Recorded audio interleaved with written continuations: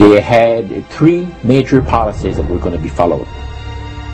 First, Lucifer says, we have to make sure that people, humans, get to believe that Satan and his angels do not really exist. You know, Roger, that's interesting because a recent research study report that I read indicated that in a national survey, I believe it's over 75% of people do not really believe in a real tangible devil.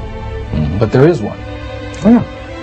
Oh, the next thing, the three-parts policy that they had adopted there, the second one was to find a way of being able to get total control of people's minds.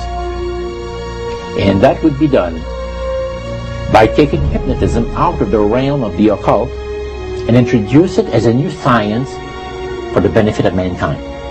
They felt that by taking hypnotism out of the realm of the occult and introducing it as a new science for the benefit of mankind, they could then use people of great renown, educators, people of capacity, that would do great things, such as supposedly regress people in time to former lives.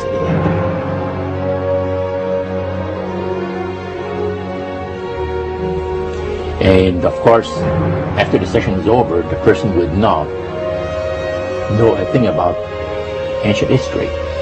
And the person she or he has talked about performing, certain deeds, let's say 3,000 or 4,000 years ago.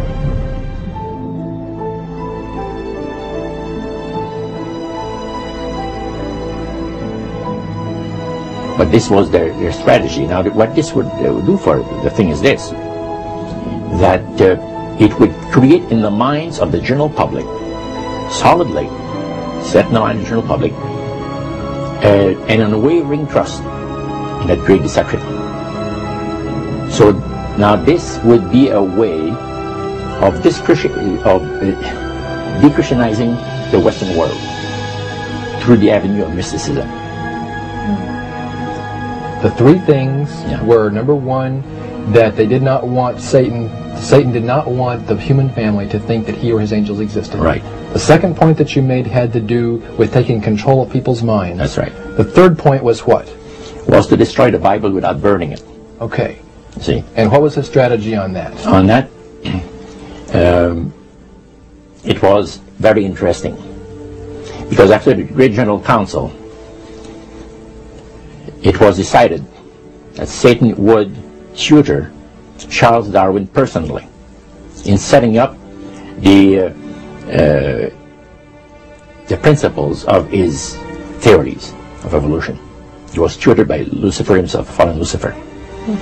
And at that time, it was understood, Satan and his spirit counselors understood, that if a person was led to believe in the theory of evolution, it would, in his life, destroy completely the creation week of the Bible, the fall of man, and plan of redemption.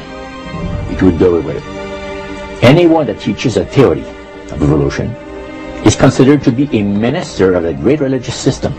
And he said that every teacher of that theory is recognized by the spirits as a person of great value and receives a very special unction from Satan himself, giving great power to induce spiritual blindness, to convince and convert. Three capacities.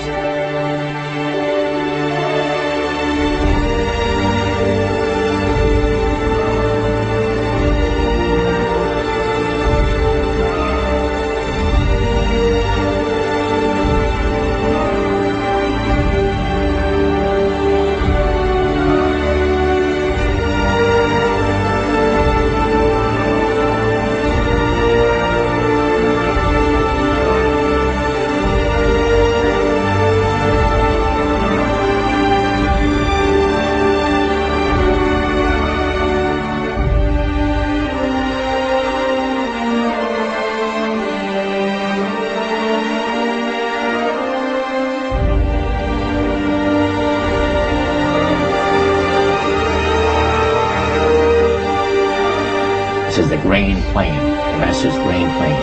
for harvesting the nations, for harvesting the multitudes of the earth into his cause, just before the close of the great controversy between the forces of good and evil. It's going to be done in a unique manner.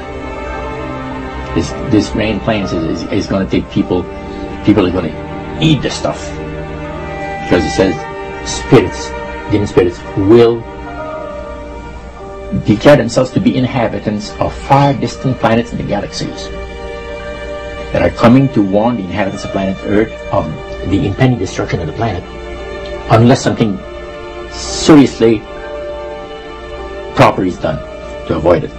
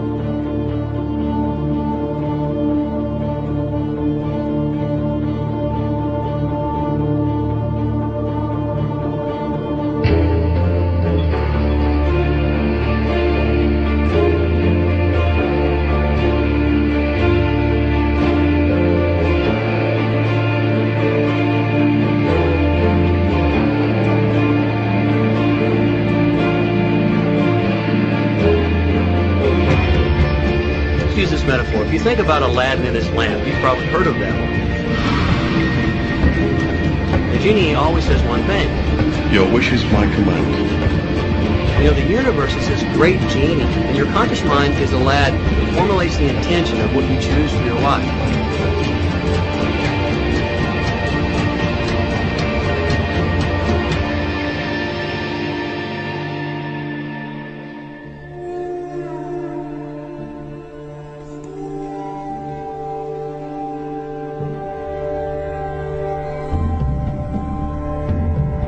At the very heart and core of all these secret societies lurks the Kabbalah.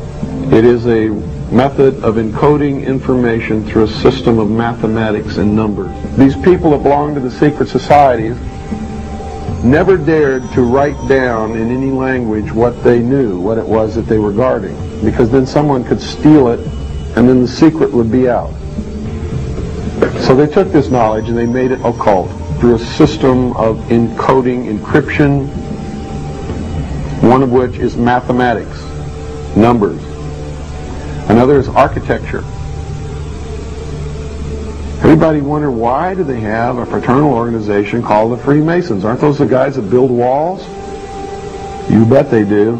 But every wall they build contains the secrets that have been kept and maintained throughout the ages, and it's encoded in the architecture and in the measurements of the buildings and in the mathematical formulas used to derive the geometry, the shape, the length and breadth and height of rooms. It's all encoded there.